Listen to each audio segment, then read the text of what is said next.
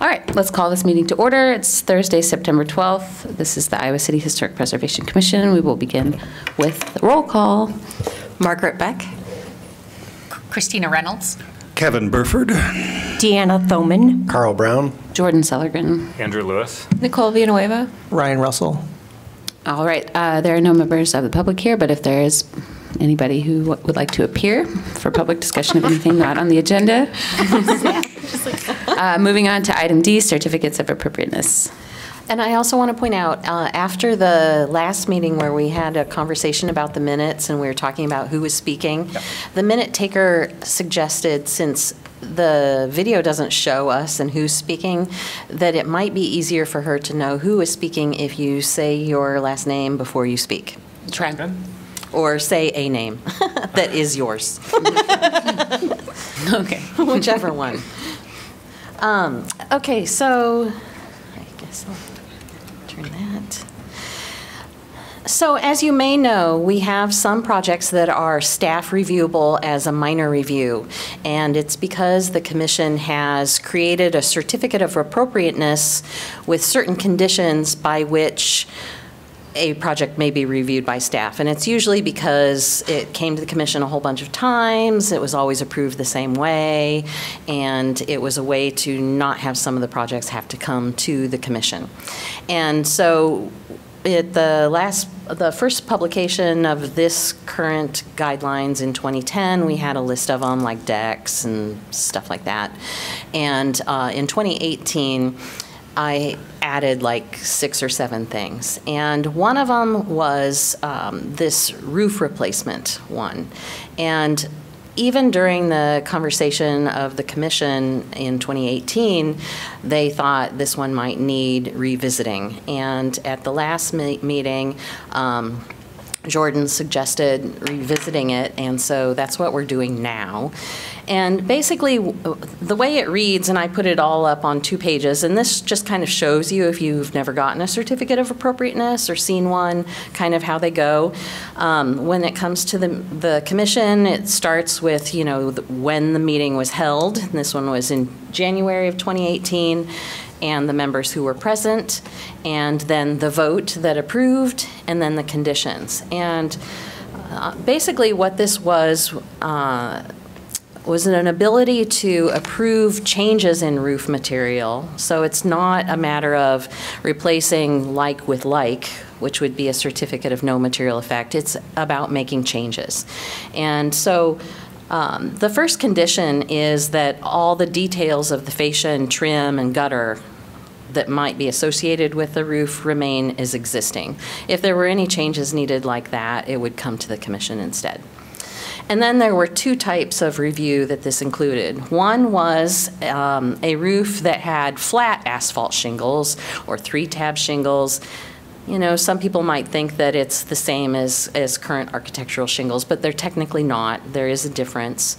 And so that would allow staff to approve replacing that kind of flat shingle, maybe even an asphalt shingle that's kind of scalloped or something. There were some of those that were popular for a while, into an architectural asphalt shingle, with the intention that those shingles are supposed to mimic, even though they're not very 3D, what an original wood shingle would be.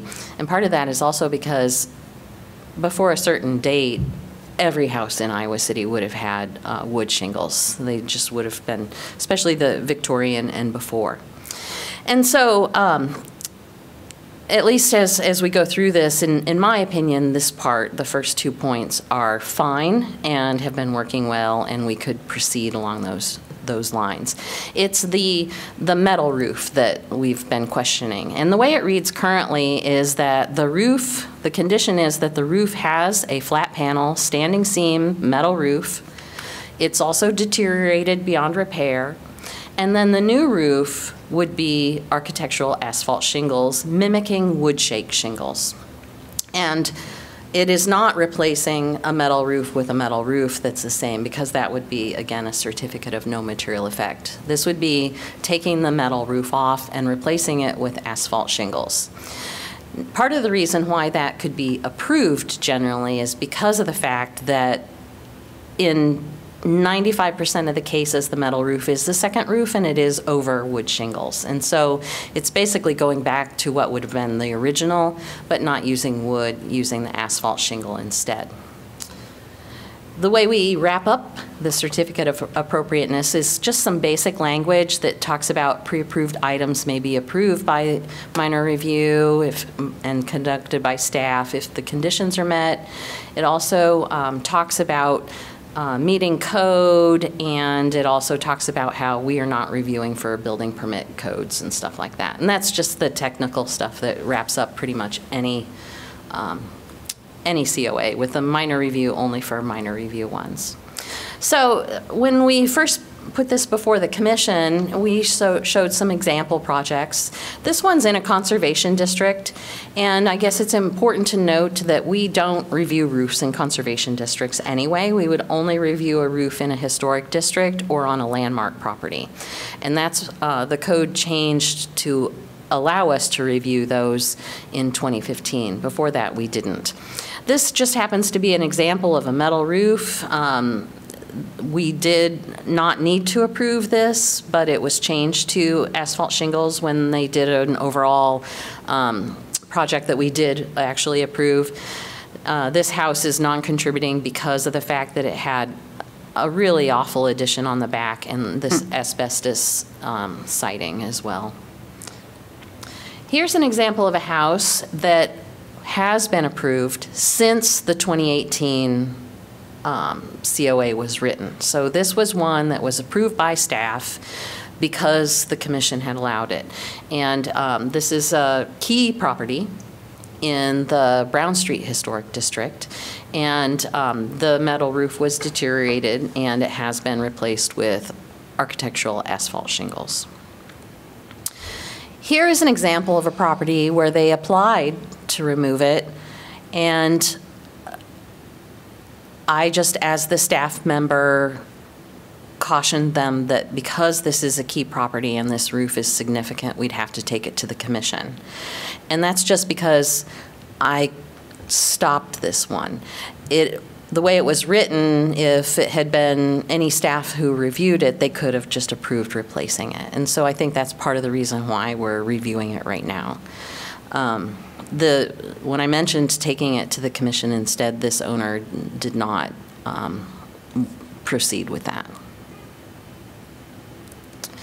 This is a house where we also, because it was a key property in the Jefferson Street Historic District, also said no, it would need to go to the commission, and this owner just decided to replace it with another standing seam metal roof. So this became a certificate of no material effect. This is Old Brick, and their roof has been discussed as well. They were having some leaking, and there was some conversation about changing this roof. Sure, it's not very visible. It is, however, a monumental roof, and it has internal gutters that were integrated within the roof system. And when we found out that, then we suggested that they look at whether or not the leak is from the internal gutters instead, and it was, and so instead they have moved forward with repairing that. And so there was no change here on this roof either. But again, this is one where staff could have just approved replacing it with something else. Since it's low slope, it might have become a membrane roof like a commercial roof. I don't know. It's hard to say. This is one that came up, and this one is an interesting case. So this is the Newman Center, and you're looking at it from the north, and it is in the Jefferson Street Historic District. And here we have a historic abbey, or I can't remember, it's a religious school or something like that. The entire property, the Newman Center, is an addition to this historic building. And so this entire property is considered non-historic in the Jefferson Street Historic District. When they approached us about replacing these roofs, which are all copper, I suggested to them that replacing the roof on the historic part of the building would likely not be appropriate, and we should probably take that to the commission anyway. However, I also talked to them about the fact that, you know, this was, I can't remember when it was designed, in the 70s or something like that, and this roof on this building is architecturally significant, and so it's not historic in the district. So we could have approved replacing it, but I don't think anyone can imagine what this building would look like if it was just a bunch of asphalt shingles. And so I did suggest, because of the fact that it was architecturally significant, and I can't remember if it was that the architect was alive or somehow involved, that they discuss what they want to do with the roof with the architect, assuming that the architect would make the case for keeping the roof design as it is. I'm sure it was somehow designed to tie in with the historic building.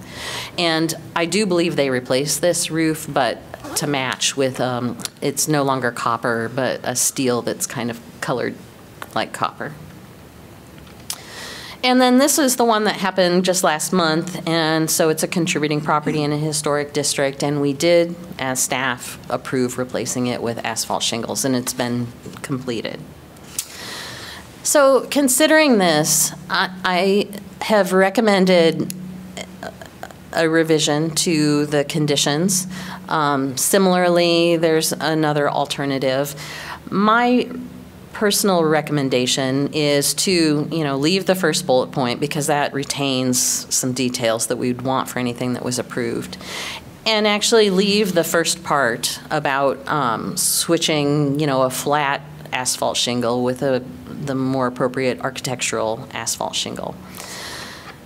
And so you have options. You have or, and then the next part, I think this is an important thing to include, because we do have some buildings where we might have an overall roof that is anything, wood, metal, already asphalt shingles, and they might have a remnant, like a small one-story addition that's still metal, or they might have their porch that has the flat seam metal, which you can't really even install anymore.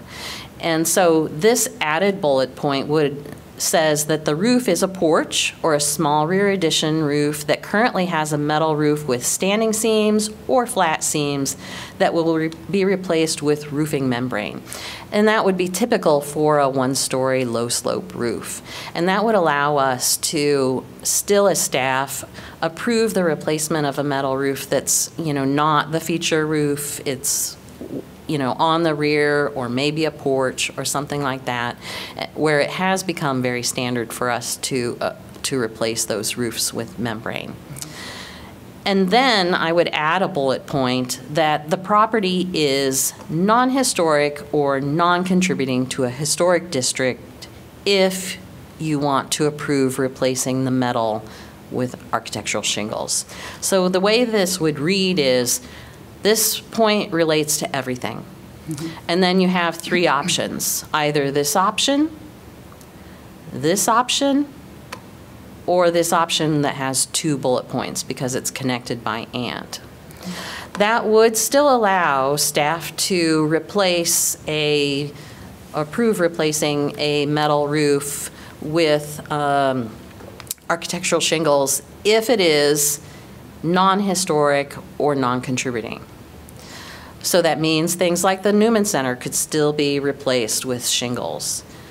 However, it does allow for those buildings where they're just not contributing, they're not significant, the roof itself might be the last little historic thing that's left really on it, to still be replaced.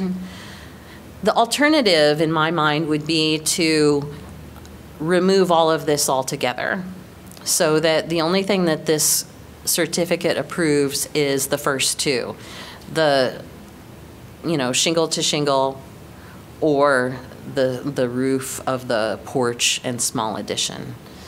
And my recommendation is to still allow some of them to be approved. And remember, in a conservation district, we don't review any roofs, whether it's a key property or not. They can still replace it until the code would change.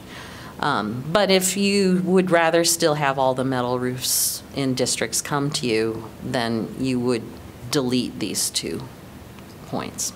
And that's all I have. And so you would make a motion based on which way you would want to go and then vote for it like a normal certificate. And so you can ask any questions and we can discuss as needed. All right. Clarifying questions? Yeah, I have one, or some. Lewis speaking. I don't know how to say that. That feels weird. Use your microphone better. Okay. Thank you. Lewis is speaking. Okay, so if I'm understanding correctly, what we're saying was there were a bunch of the properties that you showed us that we would like to have approved, but wouldn't have under the old way this was written. I showed you some examples of some that we approved, some that I, just as a staff member, thought that the certificate allowed too much leeway and we should not approve, and they should go to the commission anyway. And if I hadn't stopped them, they would be approved already. Okay, so then we're saying we're being more limiting with this revision than we were before. We were allowing more than we needed to, or that you thought we should. I think that we need to step back and not allow staff quite so much ability to approve the replacement, and that's where we're going. Okay. Because right now, the commission is set up that the commission is supposed to be the experts and the professionals. If you had staff that was not trained in anything but was just like a planner, then everything would go to you guys. And it could happen in the future that you don't have staff that is trained in preservation. And so I think this is probably the most open-ended certificate that we have that's staff approvable. And so this is in a way an attempt to limit that. So, I mean, because right now, if you have a project that comes before you and they just meet the conditions, it can just be approved, no matter what property it is. So we're aiming to get more eyes on a project if it's something like if it's, especially if it is a key property or a landmark property, or frankly, even some of the contributing properties, I think. And it might still be that you approve it, but having it come to the commission maybe instead of just being administratively approved. Yeah, and I guess if you don't want to change it and allow staff to approve it, that's the third option you could do. One of the Reynolds speaking, one of the very first slides, I think it was like from 2018, and it had like some members of the commission. So they came up with the current roof replacement recommendation that is in place right now. Well, I mean, I wrote it, but yes, I presented it, you know, the same way. It was presented to them in a group of several potential minor reviews, and they did approve it. In the packet, I included a copy of the minutes from the discussion that they had about it. And since 2018, some situations have come up where you felt maybe that roof should not be replaced with what they're doing. Correct. And the idea is that, this is Brown speaking, so the idea is that you felt that the roof shouldn't be replaced, but the way that this was written, you could have. Correct. And, okay, and so then a property owner in theory could actually pressure you on that also and be like, well, you're perfectly allowed to approve this. No need to go to the commission. You know, potentially. Okay. However, you know, it's first staff's determination whether or not something is staff reviewable or goes to the commission. I mean, if something meets conditions, but I still feel odd about it, it would probably still come to you. Okay. But another staff member might not have that opinion. Right. And this is Thoman. I guess I'm kind of leading into discussion now. I don't know if there are other questions. But I would be concerned about a staffing change where we don't have somebody who has the expertise to take a look at a project and know, like you do, Jessica. I think we all really trust you, but who knows what the future holds? And I like this idea of kind of limiting things a little bit, just considering any sort of turnover or future staff. And this would be in historic districts and contributing properties. Yeah, I mean, we only review roofs on landmarks in historic districts. However, we review all roofs in historic districts, whether they are non-historic or key. It doesn't matter. We review all of them. So that's the suggested revision would allow some of those to be approved by staff still. Can you give us an example of a worst-case scenario where like a historic property would be compromised? Maybe one of the, you showed us some examples. I agree. Because part of me is like, it's a roof, not, there's not a lot of products people use for roofs. It's replacing a roof. Metal roofs were never like, it was always like the cedar shake. And then some people put metal on, during that time, but otherwise it was shingled roof. And so today people would put on shingled roofs. Yeah. Or replace the metal with a metal roof. There's not a lot of leeway there to what to use. Cedar shake, which most people won't do because of the expense. Yeah, so the reason we review roofs is because there's a wide range of metal roofs. And so the flat panel standing seam metal roof that we approve, I've been talking about it with a lot of applicants recently because at 100 years, most of them need some repair or replacement. They do last really easily 100 years, and for instance, on Ronald Street specifically, there are 2 houses that have replaced their metal roofs with new standing seam that is considered appropriate. One of those roofs was $8,000 in 2018, and one of those roofs was $84,000 in 2022. Totally different contractors, different brand of metal roof, obviously different dates, but there is a wide range. And I think it kind of depends on, there are companies that make the proper one as a product, and then there are contractors who will just take the flat metal and bend their own seams, and it works fine.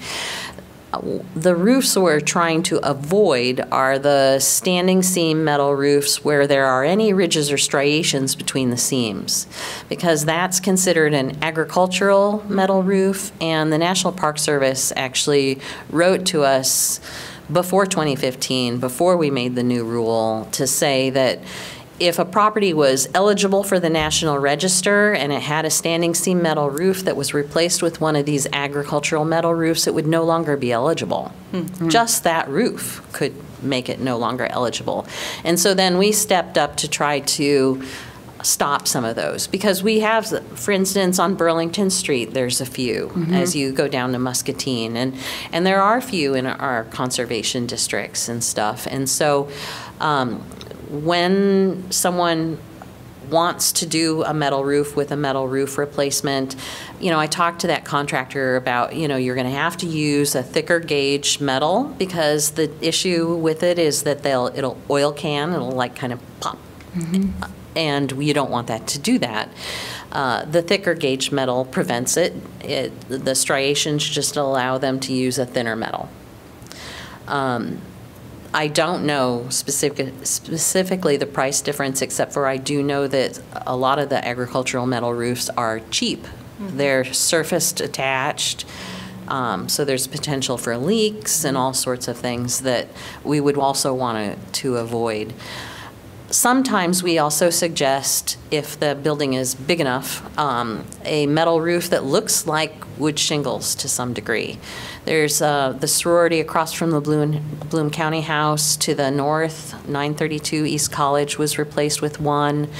The house across from the Prusel School to the west was replaced with one. There's one on Clark Street.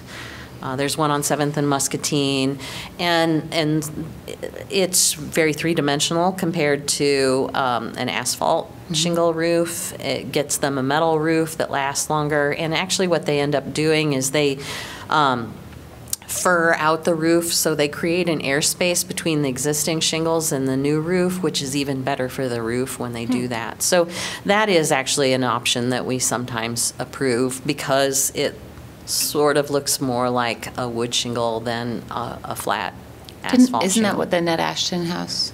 No, the Ned Ashton, asphalt? they wanted to, but we, it's always been asphalt on Okay. that. Oh, and right. so we stayed with asphalt. Okay. Any further questions?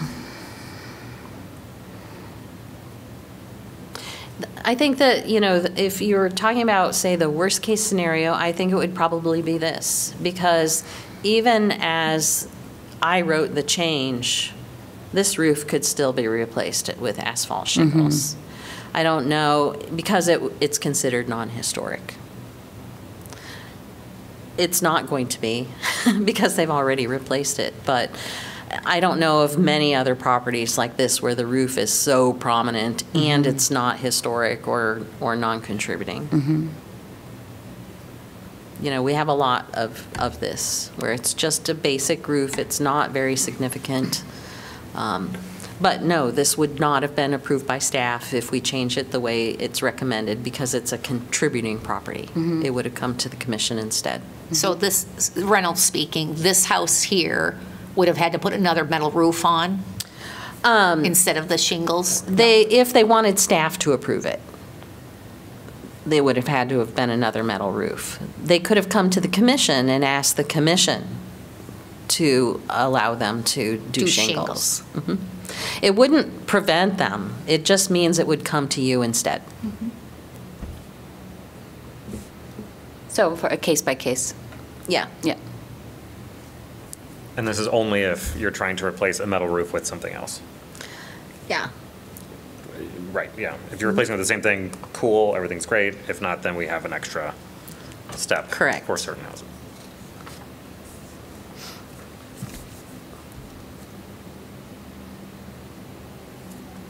All right. Do we have a motion? You would make a motion to edit it however you want, and you could say these words or say, you know, if you wanted to delete something, the only new part is in red, the existing part is in black. If you want to delete something in black, you would read it with strike through or something.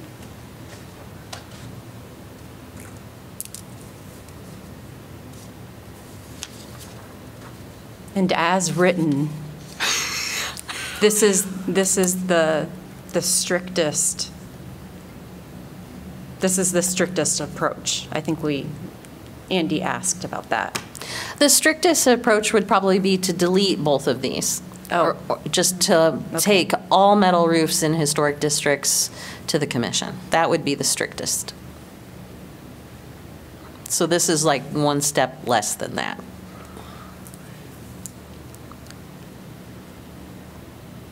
And this is Reynolds speaking. So like right now, some things just go to staff, like city staff, you're saying, right? Yeah.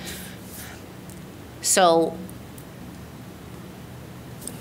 when someone is hired, though, by the city, don't they have to have like qualifications to understand like what would be approved and what is not approved?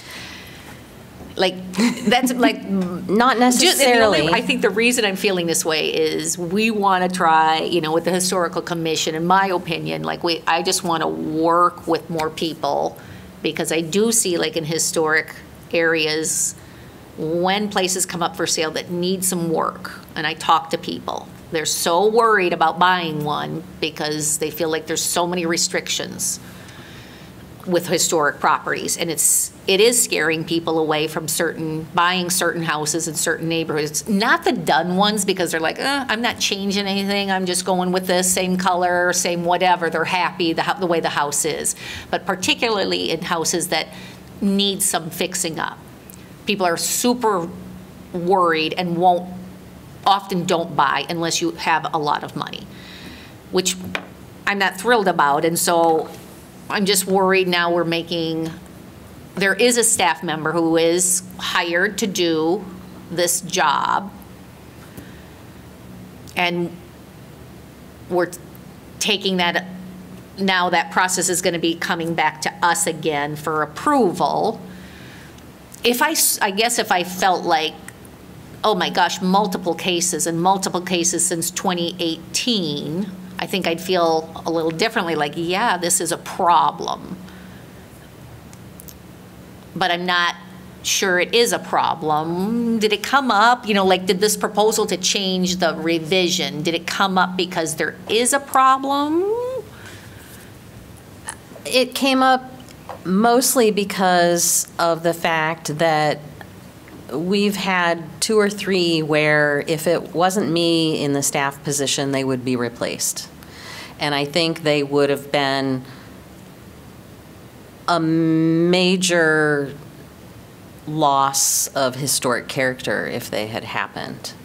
There's no guarantee that you will have someone with experience in historic preservation in this staff position. Mm-hmm.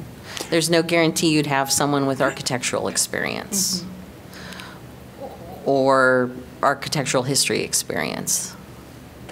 This is Brown speaking, and you mentioned before that the one most egregious example that you showed wouldn't be stopped by this wording anyways, where it could still be the case that if you weren't in that position, someone else were, they might say, oh yeah, that looks fine, and they could still approve it, and this wouldn't change that fact because it's non-historic, non-contributing. Yeah. Okay. So a stricter. But I motion think would that's not- also, I mean, I think that the Newman Center is, that's the only standing seam metal roof that's modern that is in a district or even a potential district that I can even think of. So I think that building is kind of alone in that Okay. case. But it is an example. And these are just some of the roofs we have replaced. We've replaced more than this. This is very philosophical It is. Yeah. meeting tonight. I mean, Brown speaking again, I feel like if this is taking a stricter approach without it being the strictest approach, right, that tightens things up a little bit, which might be a good thing. And then if we find 5 years from now, as we're having this discussion, that, my goodness, this clearly was not strict enough, we could always come back to it as a commission. You could. And also, so the condition that allows the replacement, the bullet point I added here, the property is non-historic or non-contributing to a historic district. So that allows this to occur to properties that meet this condition because it's connected with the and. You could expand that if you wanted, even to contributing properties, so that it's only removing the ability for staff to approve it when it's a key property or a landmark. So you could make it less strict even. It's totally depends on what the commission would want. So as we said before, have we moved into the discussion phase a little bit, but without a motion on the table yet to do so? Because it feels like it's somewhat. Well, I mean, when you make a motion, there's maybe a lot of talking. So if you want to discuss first, you can. Okay. Go ahead. I was just thinking, this is Beck speaking. So I was just thinking that the way you describe it, the recommended revision isn't stricter than what's currently happening right now. What you're describing is a process to reduce loopholes in the event that future staff don't have training in historic preservation. So in practice, this would not change anything that's happening right now because Jessica is here to, to stop if things seem off. But planning for a future in which staff doesn't have this training seems depressing, but perhaps a good idea just in case. I would agree that it's closing a loophole. And our purpose as a commission is to kind of maintain historic preservation in Iowa City. So, and it could be a contributing property or even a landmark property. If that roof is not significant, that you would still approve replacing it. It doesn't mean that just because it comes to you that you're going to deny it. It slows the process down slightly for the It homeowner. allows the commission to evaluate it. Yeah, it might create a little bit more time for the applicant. It might not, depending on where we are with things.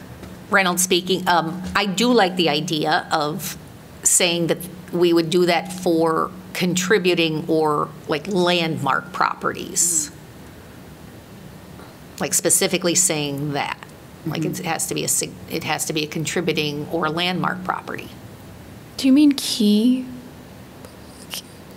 Wait, so do you want to, because there's contributing, key, properties, and landmark, right? So keeping all three. I want to make sure. So I think that you were basically saying that you would bring it to the commission for a contributing or key.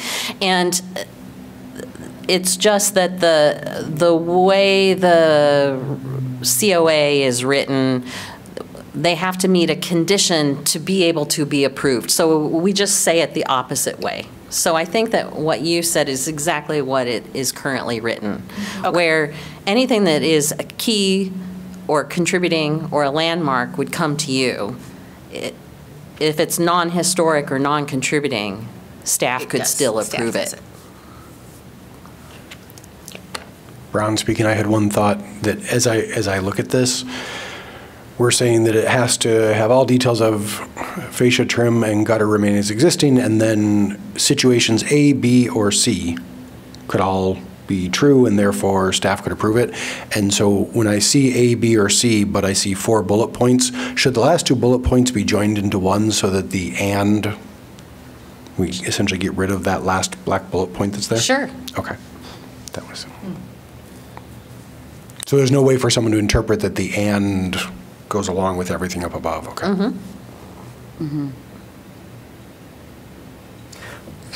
Yeah, Lewis speaking, I guess. I don't know, there's a lot of things that Chris is saying that I'm down for, right? I don't want to make this feel like we're making you jump through extra steps, and especially if they get in the wrong part of the cycle, then suddenly they're waiting a month, if not a little bit longer, to get things in, and then you're not dissuading, but disincentivizing is not even the right word, but people from coming in and trying to interact with us. I know that it's really just saying, you're just going to get us saying what, rather yes or no as opposed to you, and most likely it will probably be fine, but it does feel like that extra step. But at the same time, I do like the closing of the loophole. I don't know.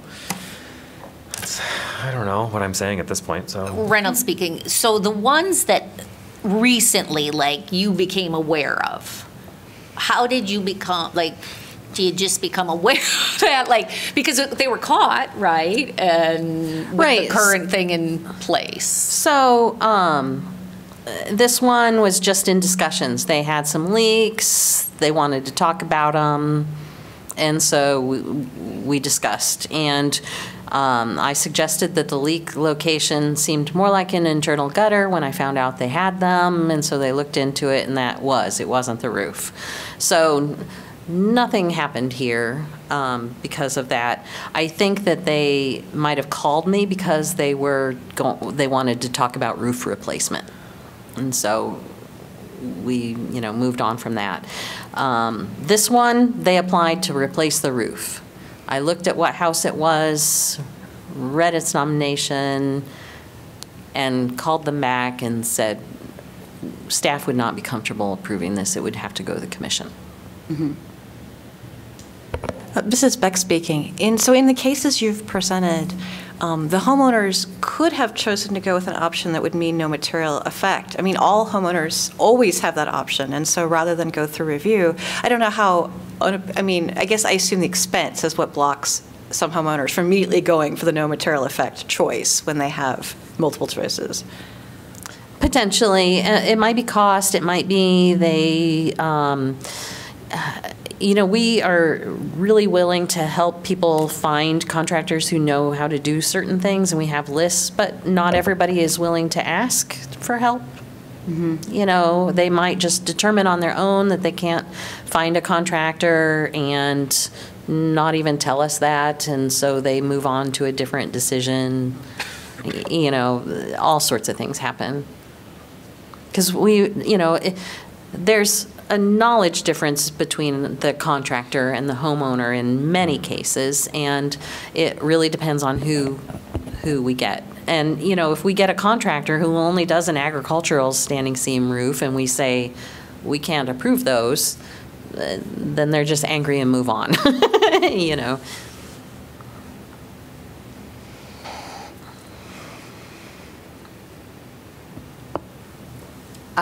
As much as I think that, we want to, this is Sellergren speaking, I think flexibility is important, but I also think that the commission is capable of flexibility, and I would personally like to close the loophole so that we don't lose more historic attributes in our town.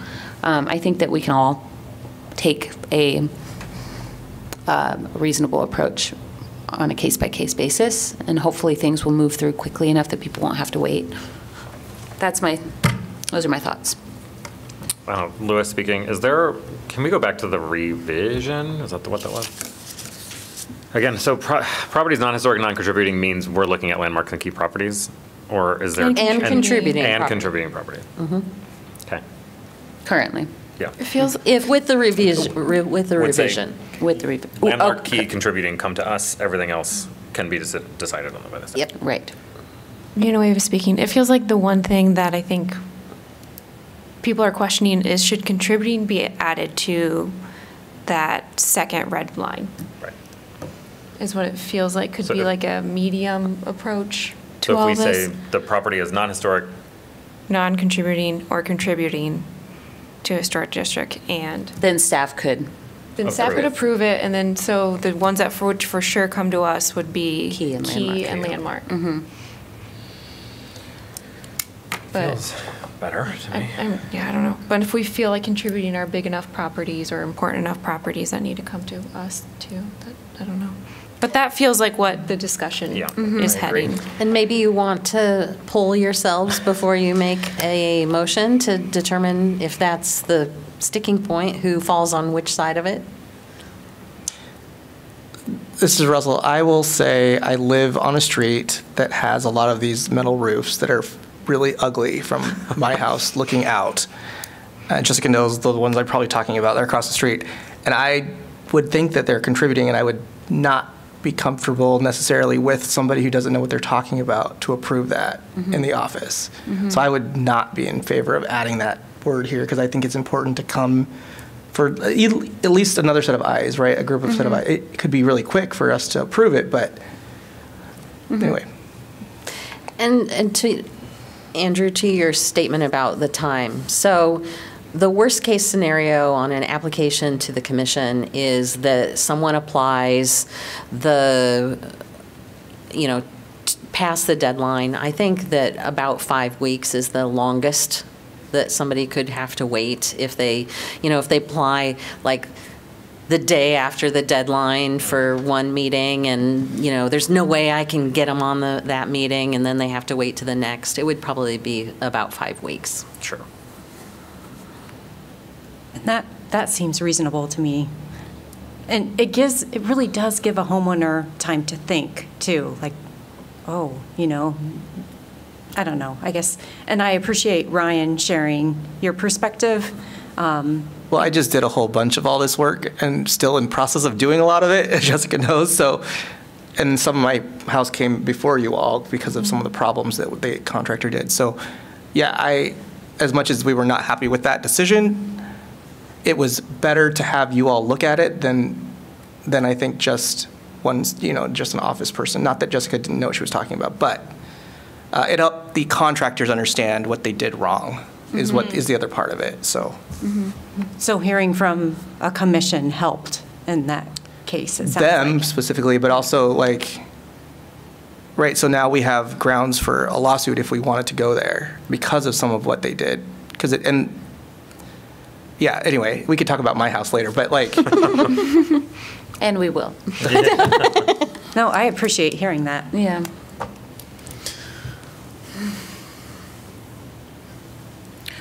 Is anybody not so confused that they are able to make a motion?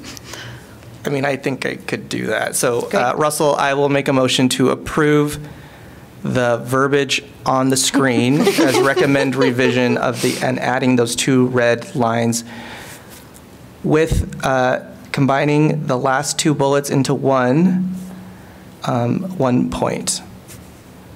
Is that clear enough? Sure. Okay. Villanueva seconds. All right, and do we need further commission discussion before we vote? Does anybody want to talk about it a bit more? Brown speaking, the only thing I would say is that it sounds like we do not want to include contributing to those properties that are approvable by staff. And I'm not saying that I'm against not including those, but that's how it's written, right? As it's written, contributing properties would still come before the commission.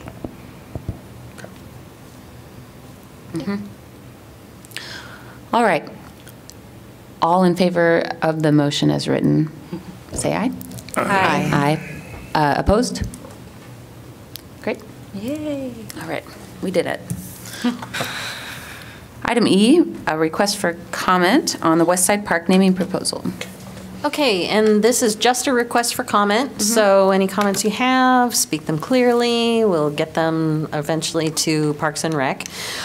Former Commissioner Kevin Boyd has been doing some amateur historical research, and he had found Adelaide Joy Rogers in his research and had always thought that she would be a good person to name a park after. And so the Parks and Rec Commission had, they have this new park, and it is located here, as you can see, off the southwest corner of West High, between that corner and 218.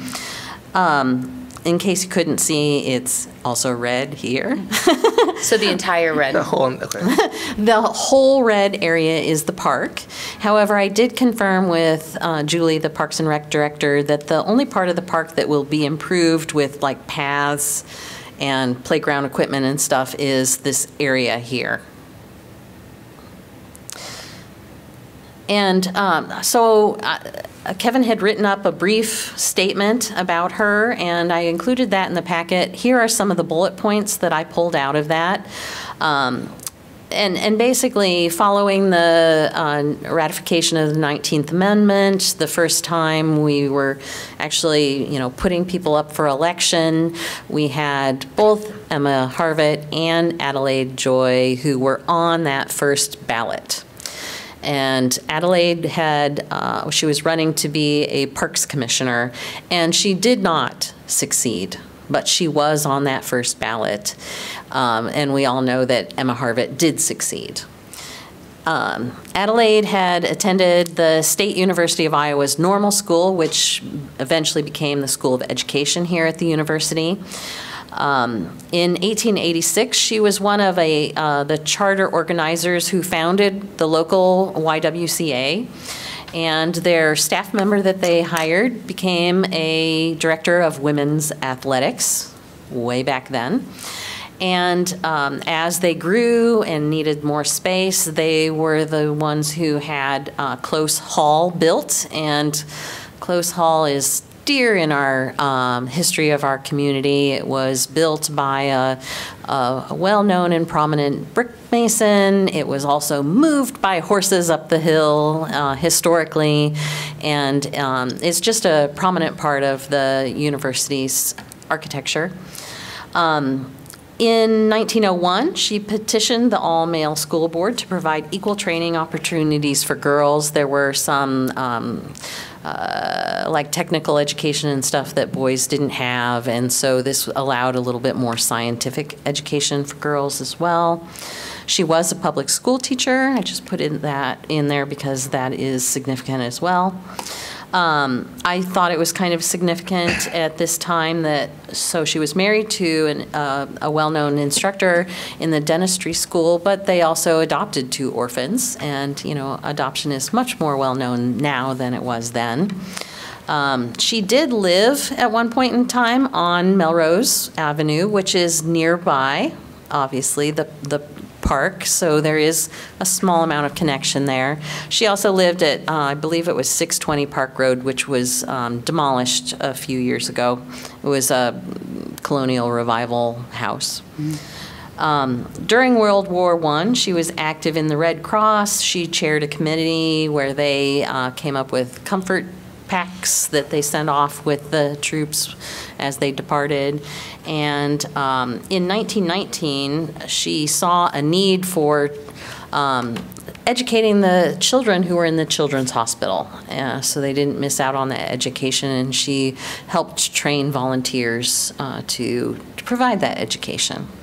And that's basically the main bullet points that I got from Kevin's statement. I didn't do any additional research, so I don't know if there's anything more.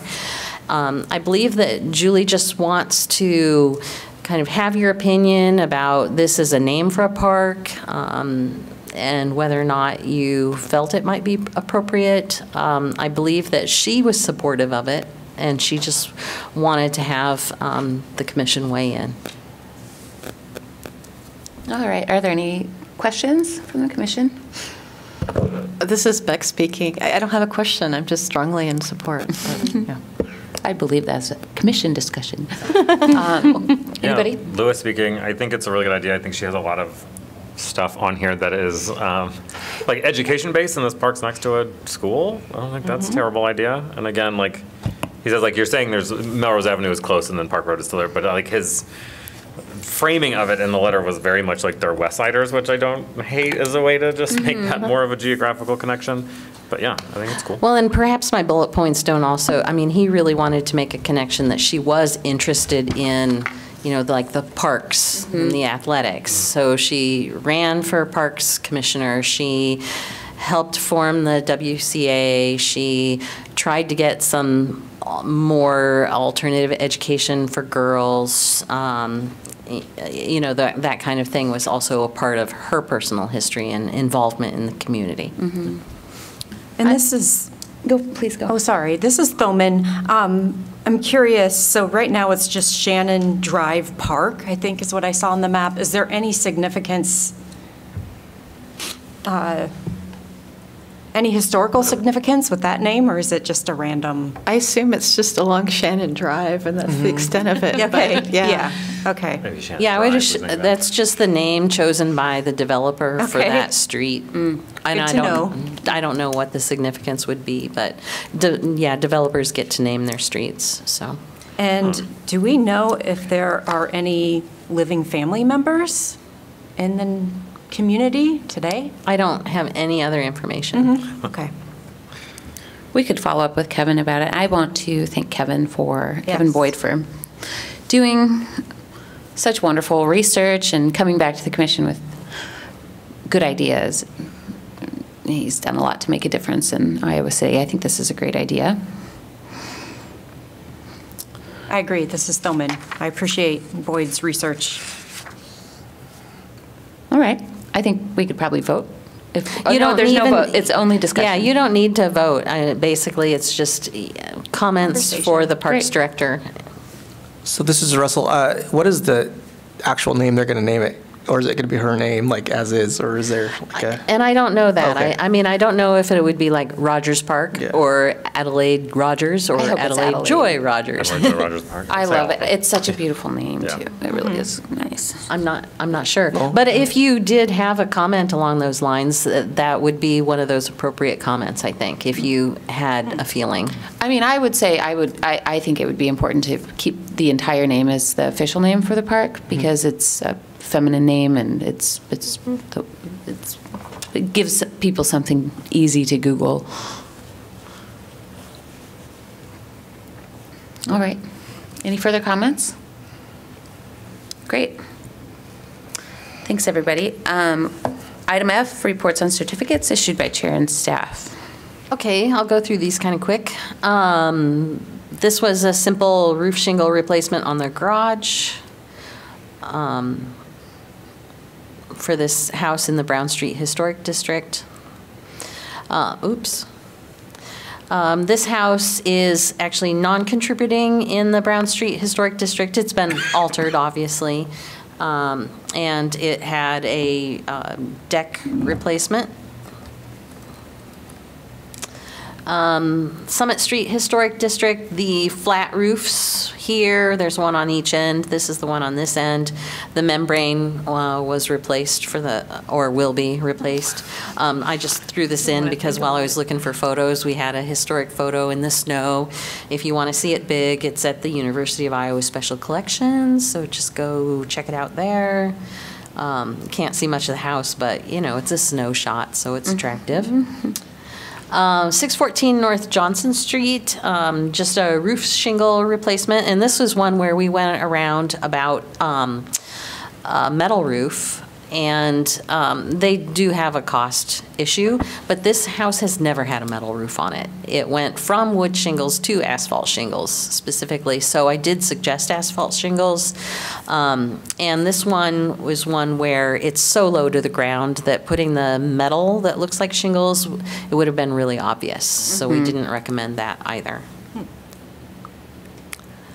We had a couple intermediate reviews with a chair and staff. This house on the corner of Governor and Washington, this porch was reconstructed and got a Historic Preservation Award last year by actually this contractor. And they have this awkward two-story stoop and step, and it needed to be replaced. It did have to be switched to meet code now, because it came right down and you had like this much space before you hit the other porch. And so it will be changed so that obviously the landing stays there, but then the stairs will be coming out at us in this way, so it's going towards the back of the house. This location is around on this side of the house. And it will no longer have a railing like this. It won't match this either, but it will be just a square spindle. This house has a lot of trees around it, so it's hard to get a long shot, but it's a significant property in a conservation district. And we've been working with them on a few projects over time. It has a copper roof here on this front bay, and we were afraid that the copper might need to be replaced, but it looks like we just are having some leaking coming in at the roof edge and the drip edge. So currently they're just replacing some of the rotten trim and getting rid of the leak part, and they don't need to replace this little copper roof. Around on the side, behind this bay, so it's actually opposite this little area, is this enclosed porch, which has been deteriorating for a while, and it will be reconstructed. It's currently just a screened-in porch, so it's not enclosed. It'll have a column here. You can see kind of a column here. It has a paneled balustrade. There is a pier here. Basically, it'll be pretty much the same as it is. All right, consideration of minutes for August 8th.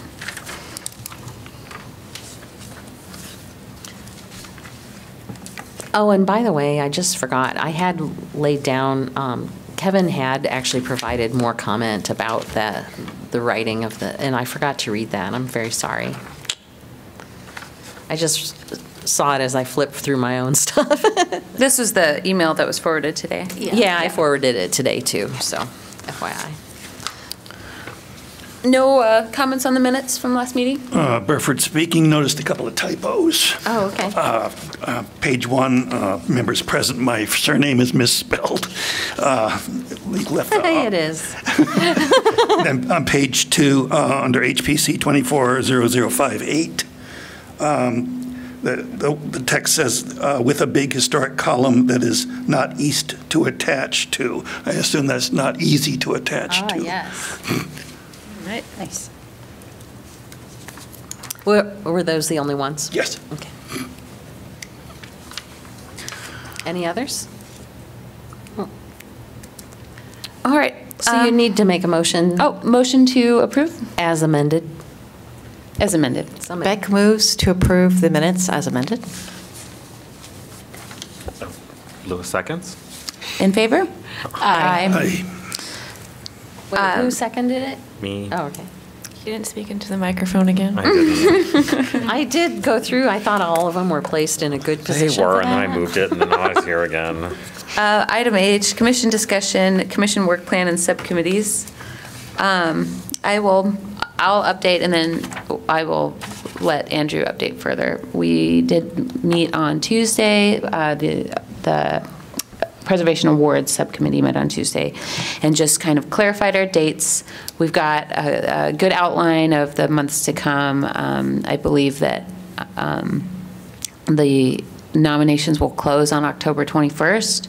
So if you do have properties in mind that you'd like to nominate for an award, those should be in on the 21st. And then we have planned to meet on November 12th, which is Tuesdays following, I think. Well, it's a Tuesday in November, but it's not Election Day. To go through a slide, a PowerPoint of all of the nominated properties and vote on who will take an award this year.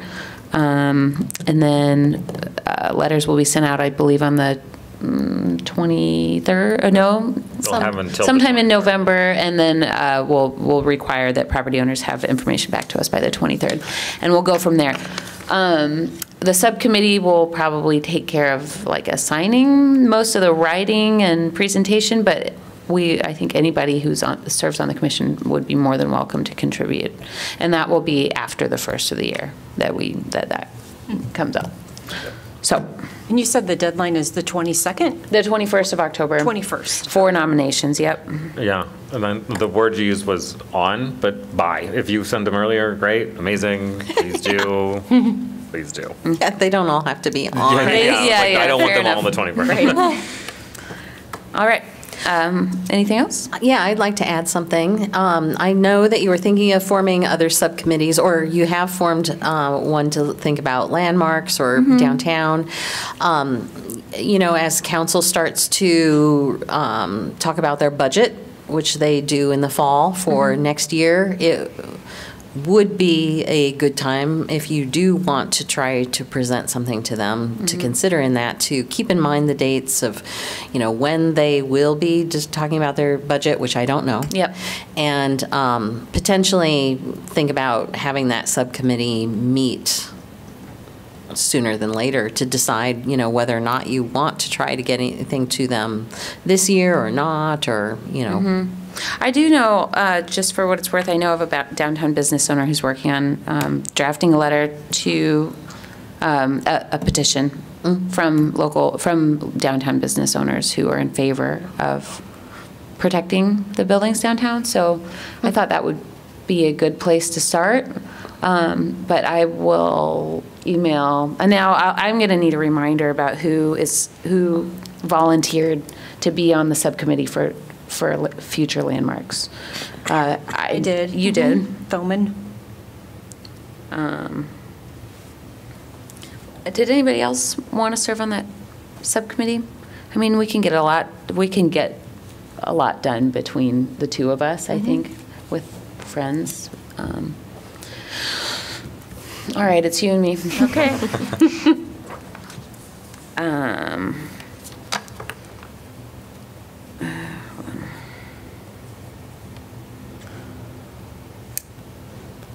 All right.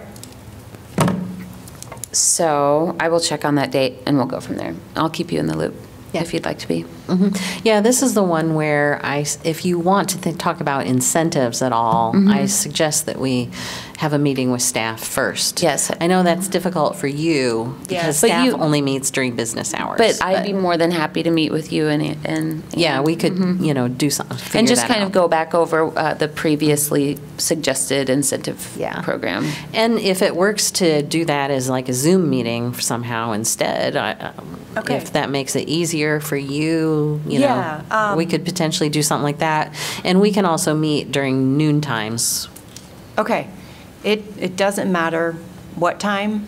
I'll just step out of work. It's fine. And I'll head down here. You're just a few blocks from my house. Okay. So, yes. Great. All right. Yeah, we can get something set up then sometime. Okay. Early October, I think, would probably be a good Okay. mark. All right. Anything further on work plans and subcommittees? Item I, commission information, correspondence from John Courtney. Yeah, so these are not open for discussion, and so they're just on the agenda for your information. We received correspondence, and as we must, we forwarded them on. I can update you with the fact that, the information that was attached to the letter from Mr. Courtney is the exact kind of information we need for an application for historic review. An application for historic review has been submitted, and it will likely be reviewed and approved next week.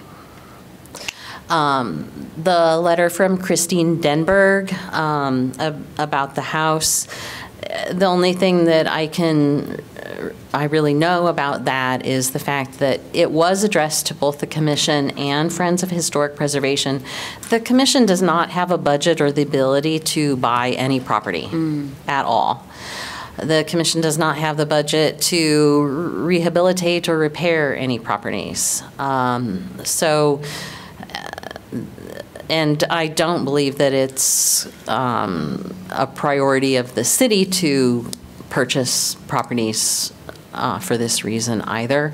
But I do know that the Friends Board will have a conversation about it, but that's all I know about that. All right. No discussion. A motion to adjourn?